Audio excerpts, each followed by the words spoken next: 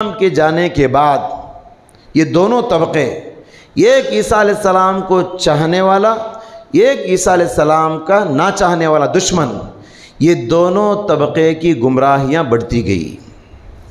عیسیٰ علیہ السلام کے جانے کے بعد ان دونوں طبقوں کی گمراہیاں بڑھتی گئی۔ ایک طبقہ جو ان سے دشمنی کرتا تھا، یہودی تھے، انہوں نے حضرت عیسیٰ علیہ السلام کو ولد الزنا کہا، نعوذ باللہ، استغفر اللہ، انہوں نے کہا کہ یہ زنا کی اولاد ہے، اور یہاں تک انہوں نے کہا مریم کو وہ زانی ہے۔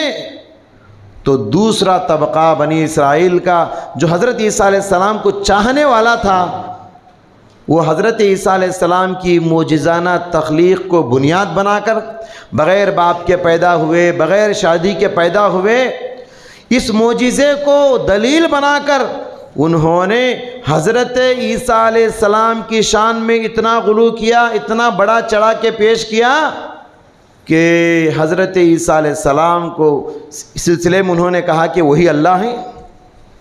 جیسے کہ آج ہماری قوم کے نادان اور جاہل مسلمان کہتے ہیں رسول اللہ صلی اللہ علیہ وسلم کے بارے میں وہی عقیدہ رکھتے ہیں۔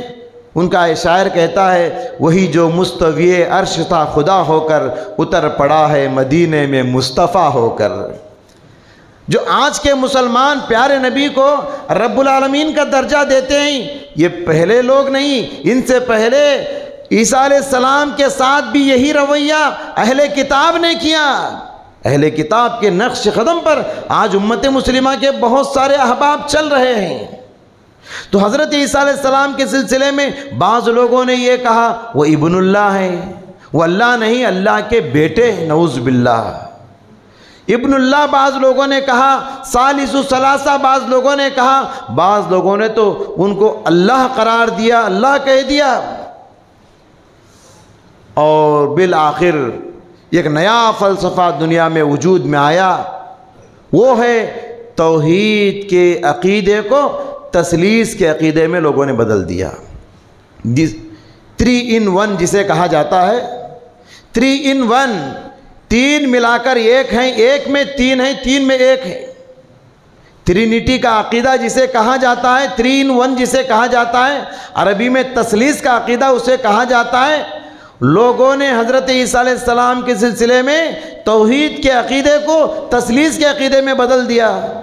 اللہ اکبر، آج تک عیسائی اس کو سمجھ نہیں سکے۔ ان کے بڑے بڑے پروفیسر کالجوں میں جو پڑھاتے ہیں، آج بھی اسٹوڈنٹس کو ٹرینٹی کے عقیدے کو پڑھاتے ہوئے ڈرتے ہیں، کیونکہ 3 مل کر ایک کیسے ہو گئے، وہ بچوں کو سمجھانا ان کے لیے بڑا مشکل کام ہے۔ آج تک نہیں سمجھا سکے اور قیامت تک یہ لوگ سمجھا نہیں سکیں گے۔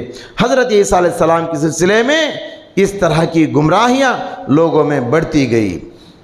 ایسے ہی باطل عقائد رکھنے والے، ایسے ہی غلط عقائد، غلط سوچ رکھنے والوں کے سلسلے میں اللہ سبحانہ وتعالیٰ نے کفر کا اعلان کرتے ہوئے فرمایا، لقد کفر الذین قالوا ان اللہ هو المسیح ابن مریم، کافر ہو گئے وہ لوگ جنہوں نے مریم کے بیٹے عیسیٰ کو اللہ کہا۔